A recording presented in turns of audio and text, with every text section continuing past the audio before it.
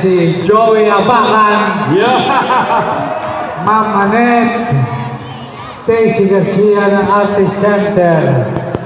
Hindi ko makabagitan lahat ng mga pangalan. Yan ang mga katuwang mo, Kuya Germs. Dahil ng mga milyon-milyon na fans ng ating Kapuso Network, yan ang kaagapay mo all these years. Dan, please lang, tagatahimikan lang sandali. Ang itinuro ko sa mga bata mula noon hanggang ngayon sa walang tulugan, sa buhay ng artista, hindi lamang ang halaga ng salapi ang mahalaga. Una sa lahat, ang utang na loob, kung saan ka nagsimula, kung saan ka nakaugat. Ibang-iba nung araw kesa sa ngayon. I'm sorry to tell this. Alam nyo, nakakalungkot. Nadamay ang maraming artista sa mga intriga.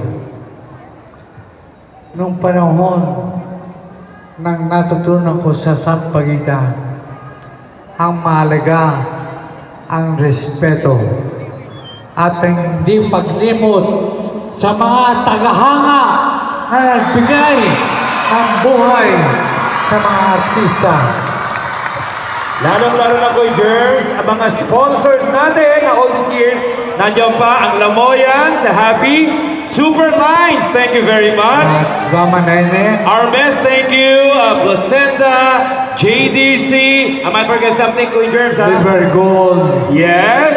And of course, Alice Eduardo ng Santa Elena Construction and Development Corporation. at ito na ang huli, Aha.